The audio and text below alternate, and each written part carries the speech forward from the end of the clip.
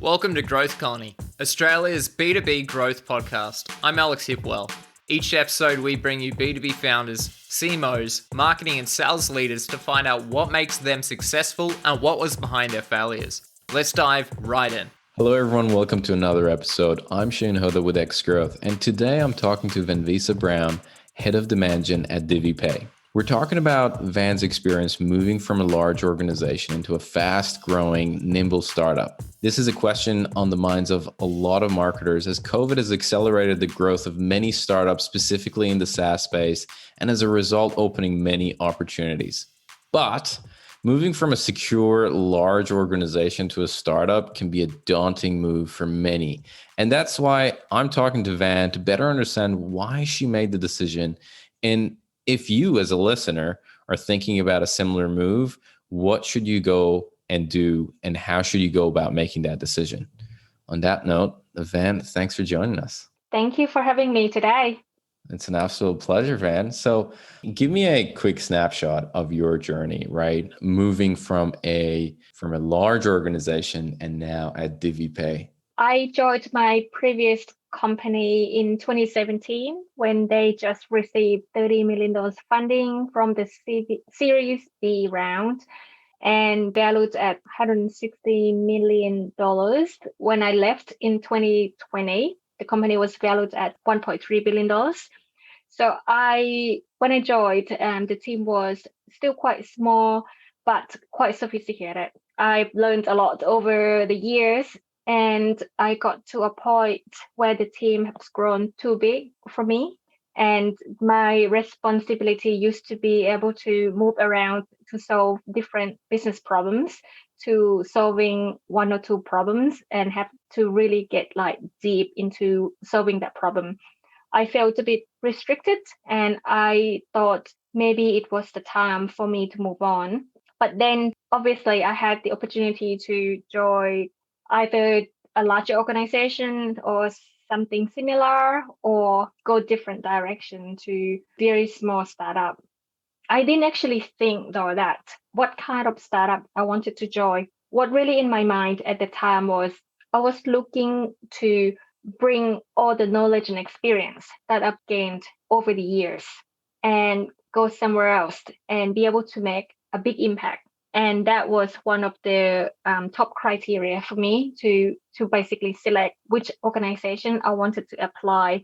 Having two interviews with a lot of organizations to help me realize what type of organizations or teams that when I join will give me that opportunity.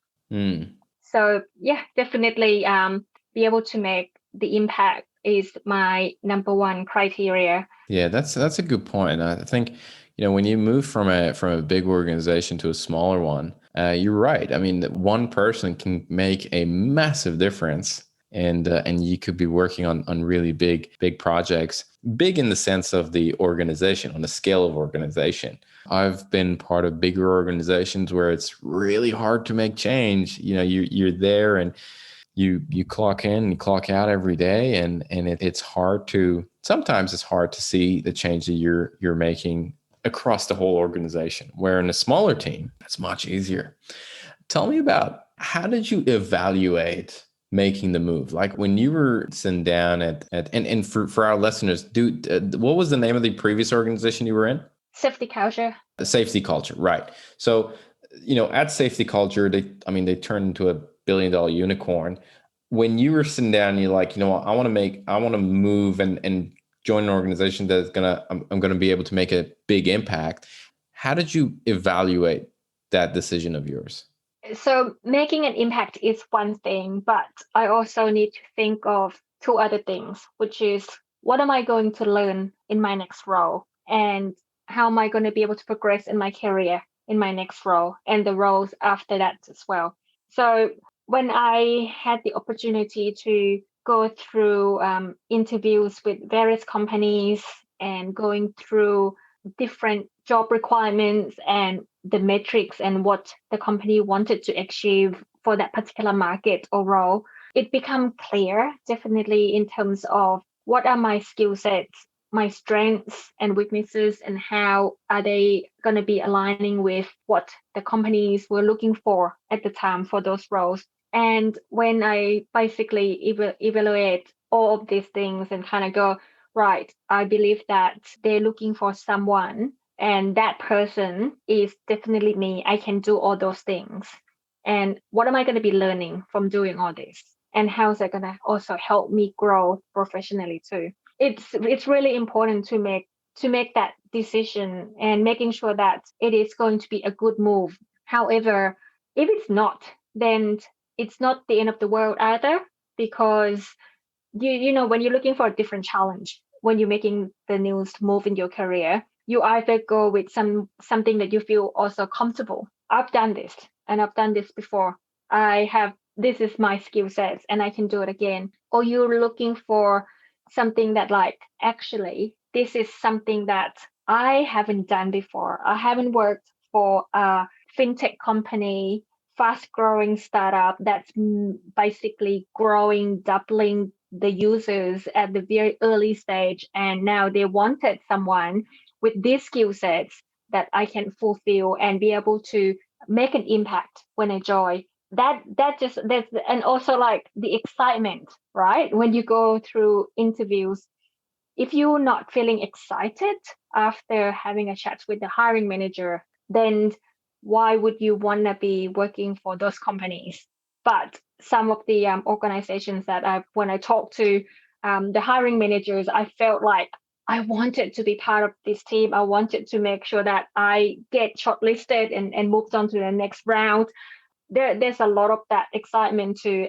And that was important because when someone was at the point where they wanted a change, like myself at the time, I was looking for that excitement in my next move. Excitement. I like that. Excitement and learning.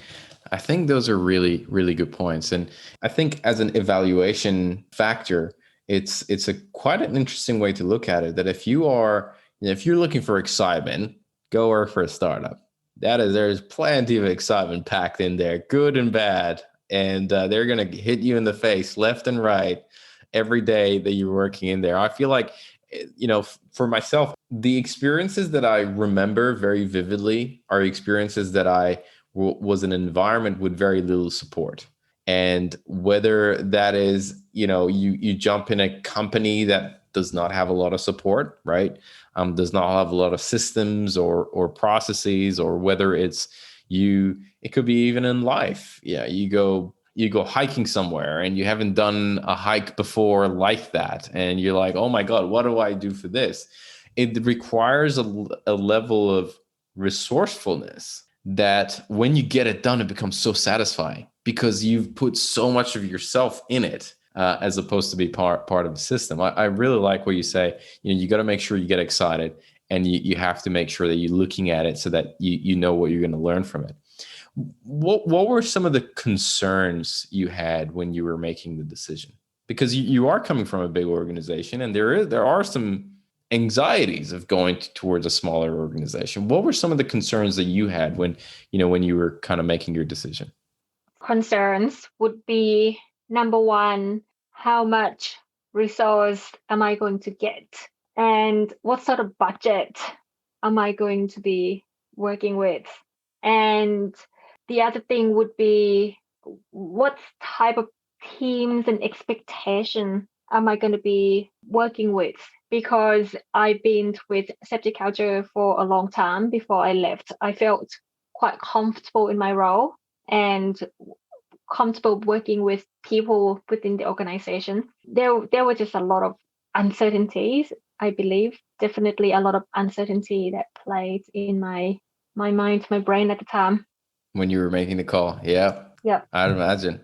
I think those are a really good point. Your budget, the team that you're going to be working with, and the expectations. And I feel like, especially if it's a startup and the leadership can't get their head around marketing, it could be a really challenging task for the first marketing hire. I wanted to make a point on that actually. It's very important to make sure that you spend time with the leadership team and also the product team through the interview process to make sure that they actually understood marketing and also set the expectation in terms of what they expect of this role and this person and how much they know about marketing. That actually going to help whether you're going to be able to come in and make the change straight away, or do you still need to basically come in and trying to get the buy-in, and that will also slow the process of making the impact,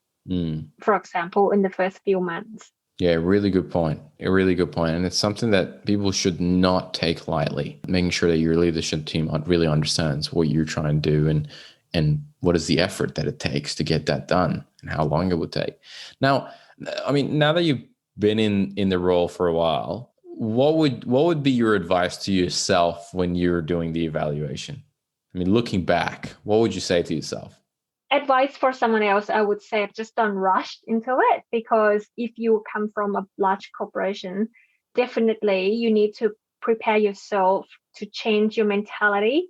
Number one, mentality to basically be able to work and having like a one-man band to execute everything you know. So if you are across 20 different things, working for a large corporation and have all the resources at your fingertips, slack away, and then you get the files in your inbox, etc. That is not going to happen in a very small startup. Yeah, I love that. You have to change your mentality, and you gotta think about you're gonna be responsible for everything.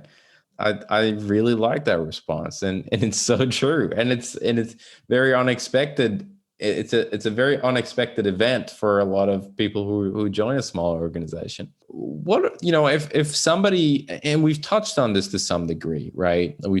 In terms of the differences between a large established company and a startup. I mean, we talked about the differences between resources. You're not going to have resources as much. You're going to be responsible for pretty much everything yourself as a first marketing hire. So what are some of the other differences that you would say between large and small organizations? First of all, the data set. I'm not sure if this is relevant, but if you're a data-driven marketer, you would definitely have a large data set to work with, working for a larger company with a lot of users and a lot of events, and like there's a lot of story that you can draw from. But with the smaller company, you're probably not going to have a lot of users and events and a lot of data set to work with. And sometimes you do, but it doesn't look significant enough for you to be making the decision. However, you still need to use it as the baseline to make the decision whether what are you going to do and what move are you going to make next, for example. So that's number one. Number two is definitely technology and infrastructure. Larger company definitely have all that, and they'll keep improving the way they do things through the technology stack. It doesn't seem like there will be an issue. The problems that I had previously was we had too much data to work with. We had too many tools to work with. But for a smaller company, or especially startup, obviously they're not going to have a large investment to put in, and basically you will get different tools to get like intent data, or having that license for different things, have the enterprise license for some of the tools. And come back to that, I wanted to also mention that what shocked me the most was some of the tools that I have used in the past. When I had some issues, I could just send a ticket to a support team, not the internal support team, but like the vendor support team, and they will help me solve those issues straight away. But working for a smaller company, they are not actually willing to help out. They would just basically send links and emails, and some of the companies or vendors basically said, because you have less amount of etc. like events, you're in a lower tier. Yeah, definitely. I wasn't ready for that, and get rejected to having that one-on-one chat with a customer support, for example.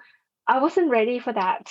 I felt like I get rejected just because I work for a smaller startup. That is not fair. But I understand the reasoning behind all that. yeah, those are solid points. Okay, Van, I have a few rapid questions that I want to ask you, but before I ask the rapid questions, is there anything else that you think we need to touch on with regards to kind of moving from a large organization into a startup that I maybe haven't touched on?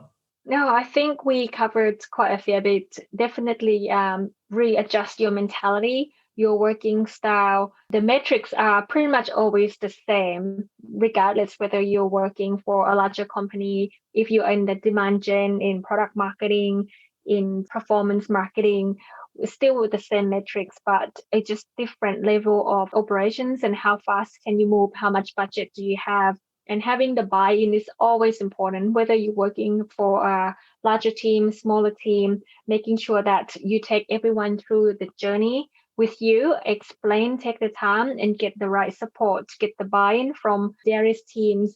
And even though you don't have the marketing team to help you out, it is also important to remember that people from different teams are also part of your team. I work closely with engineering team, product team, customer success team, sales team. They are willing to help you regardless because they know that we are small, we don't have a lot of resource.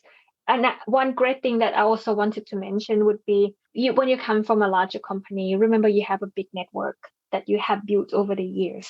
Reach out to those people. You'll be surprised how much work that they can also help, like in terms of like outsourcing work, they can like get you in touch with other freelancers. And I use a lot of agencies and freelancers as well. That's how I get things done fast because I'm just a team of one at the moment and we are hiring at the moment too. But I am able to operate almost at the same level compared to where I came from, just because I knew exactly what resource I need, how to get there, and who can help me getting all those resources. For example, that's just something that you need to remember, not because you just don't have a team. You can create your own team, and that team might look something different to what you have had in the past, but you can just create whatever you wanted to make sure that you can get your work done, get the job done. Yeah, leveraging freelancers and external consultants and agencies. Got it. Okay. Let's do rapid questions. I got four. Okay. The first one is, what is one resource? It could be a book, a blog, a podcast, a talk, whatever it is that fundamentally changed the way you work or live. This is different. I have a business coach, and a business coach definitely has changed the way I think and work. I sometimes could discuss books, podcasts, or whatever. Like I could discuss about whatever and anything. But the business coach, what really helps me is to help me focus and readjust my mentality. Sometimes that like, is it really important? Is it not? What did you learn from that? And if you're gonna be able to apply that. But I find having a business coach in my career is definitely very valuable. I love you saying that. I love you saying that. I feel like, we get coaches for everything that we do, right? We get a coach for going to the gym. You want to learn how to play tennis, you get a coach for swimming, for, whatever it is, you get a coach, or you hire a consultant. You want to go see a doctor. I mean, they're basically a consultant, but we don't get a coach. Most people do not get a coach for the thing that they do most, which is their work. And I love that you said that, that you have a coach. I love it. All right, let's go to question number 2. If you could only give one advice to B2B marketers, what would it be? Stay close to your customers. I'm very passionate about this because a lot of B2B marketers, when they work in the larger teams, they are too busy to really spending time with customers. And it's number one is like, how do we understand customers? Okay, let's jump on the data analytics dashboard and trying to understand the behavior, user behavior, etc. But no, sometimes when you just can't find the answer, go to customer and talk to them. Sometimes you don't have enough time, or time poor, and I understand that, and I am also experiencing this too. Go to your product team and ask if there are some recordings that you can listen to. Ask your sales team if you can jump on a demo and just sit through and promise you're not going to say anything, for example. It's just so important to stay connected with your customers, because sometimes they will give you that light bulb moment without you realizing it. It's so crucial. And it's so important. You're right. And we do so little of it. Third question. What are some of the influencers you follow in the marketing space? Sean Ellis, I listen to his podcast and also try to see what else he's published over the years. There are some other B2B marketing leaders in this marketing space as well that I do follow. I quite often just see what their recommendations would be and try to see if I can actually deploy some of those tactics, etc., at my work or on my day-to-day job. Sean Ellis. All right. I mean, he is a legend when it comes to growth marketing. Last question is what is something that excites you about B2B today? I say technology stack. The reason being is these days you don't have to spend a lot of money to have the best tool in the market, because there might be some big company that's trying to develop and build something, and they might charge big dollars for it, for example. And the next minute you will be seeing other companies trying to build almost the same product but target smaller B2B organizations or like smaller businesses, and the price point is quite dramatically different. And sometimes, but the level of like service or the sophistication might not be the same. However, you don't need to spend a lot of money to have access to like the best technology stack these days compared to what it was like 5-10 years ago. Got it. Van, look, that was the last question I had. I really appreciate your time and jumping on the podcast. I think a lot of our audience are going to get a lot out of listening to this, especially people who are thinking about moving to a smaller organization and making that jump. So thank you so much for joining us. Yeah, thank you for having me. It's been really fun. And I hope if they're on any of in the audience thinking about making a move, you know what? Follow your gut feeling. If you think it's the right thing, do it. Awesome. Thanks so much, man. Thank you. Hey, it's Alex again from X Growth. Thanks so much for joining us on this episode. If you enjoyed it, we'd love it if you take a moment to rate us on Apple Podcasts. It would really help get the word out to other B2B professionals. If you're hungry for more B2B content, make sure to join our Slack channel at growthcolony.org/Slack, where we share the latest B2B news, tactics, tips, and chat about problems we're facing in the B2B space and find solutions together. That's growthcolony.org/Slack. Thanks for tuning in. We'll catch you in the next episode.